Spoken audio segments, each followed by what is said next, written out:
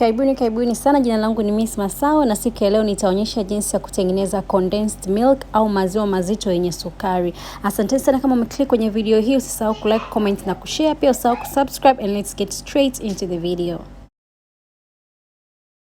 Cha kwanza kabisa utawasha jiko lako, then utaweka sufuria yako na kumimina maziwa yako fresh ambayo hayajachemshwa. Mimi nimetumia maziwa nusu lita. Kwa hiyo utatengeneza kulingana na ukubwa wa familia yako ama unahitaji condensed milk kiasi gani. Mimi kwa vipimo vyangu nimetumia nusu lita. Kama utaamua kudouble ama utaamua kupunguza, na pia vipimo utaangalia na utapunguza. Mahitaji yote nimeweka katika description box below, naomba uangalie ili uweze kujua unahitaji nini kabla ya kuanza kutengeneza condensed milk yako. Baada ya kuweka maziwa yako kama hivi, utaacha sasa yaanze kuchemka. Yakiwa yanaanza kuchemka, utaona natengeneza hiyo cream hapo juu. Hakikisha unaichanganya ili cream isije kujitenga na maziwa. Na hakikisha unatumia full cream milk, usitumie maziwa ambayo tayari yameshachujwa, yametolewa siagi. Hakikisha unatumia maziwa ambayo ni full cream milk. Kama hauna, unaweza kutumia pia whipping cream, hamna shida. Baada hapo utakuwa unakoroga mpaka pale utakapoona kabisa imeanza kuchemka vizuri kabisa, ndipo tutakaposhusha moto wetu. Kama mnavyoona hapo, yanaendelea kutengeneza ile siagi na yanaanza kuchemka. Kwa hiyo nitakuwa tu nikiendelea kukoroga mpaka pale sasa nitakapoona yako vizuri kabisa na yameshachemka vizuri kabisa, nitapunguza jiko langu. Nitaleka sasa medium to low.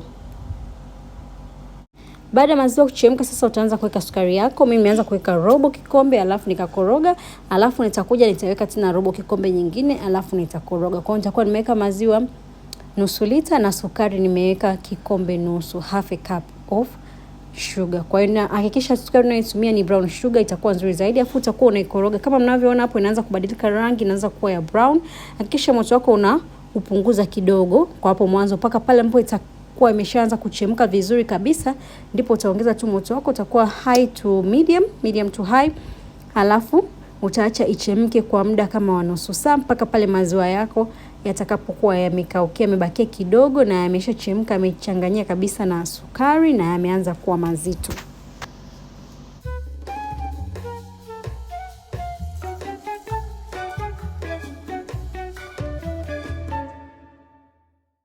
Baada ya nusu saa kama mnavyoona maziwa yangu yameshakuwa mazito kama hivi mnavyoona hapo, na yanatengeneza kama bubbles fulani.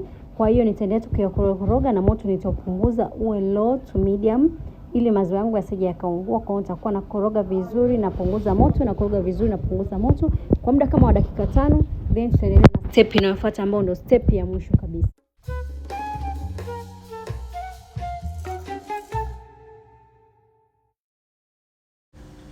Baada ya kuzima jiko, kupunguza moto, kama mnavyoona maziwa ni mazito sana. Na bado yanavyoendelea kupoa yanazidi kuwa mazito. Sasa maziwa haya condensed milk, kama hujui kazi yake, unaweza ukatumia katika chai yako, unaweza kutumia katika kahawa, unaweza ukatumia katika kubake vitu tofauti kama cookies, mkate, keki. Lakini pia hapo mimi niko extra, nimeamua kuongeza vanilla. Watu wengi wanaishia katika kutengeneza tu ikishakuwa kama condensed milk, lakini mimi nimeongeza flavor kidogo ya vanilla kwa sababu maziwa yangu haya nitayatumia kwa vitu tofauti especially kwenye kubake.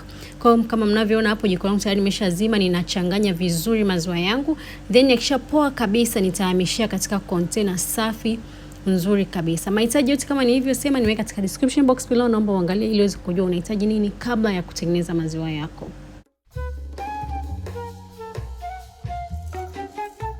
Baada ya maziwa yangu kupoa kabisa, nikahamisha katika container yangu. Jamani, kama mnavyoona hapo maziwa haya ni mazito sana kama mnavyoona hapo. Kwa hiyo hii condensed milk jamani ni maziwa fulani ambayo ni amazing sana ukiyatengeneza mwenyewe nyumbani, kwa sababu yanakuwa hayana preservatives yoyote, hakuna chemicals yoyote ambazo zinakuwa zimekuwa added.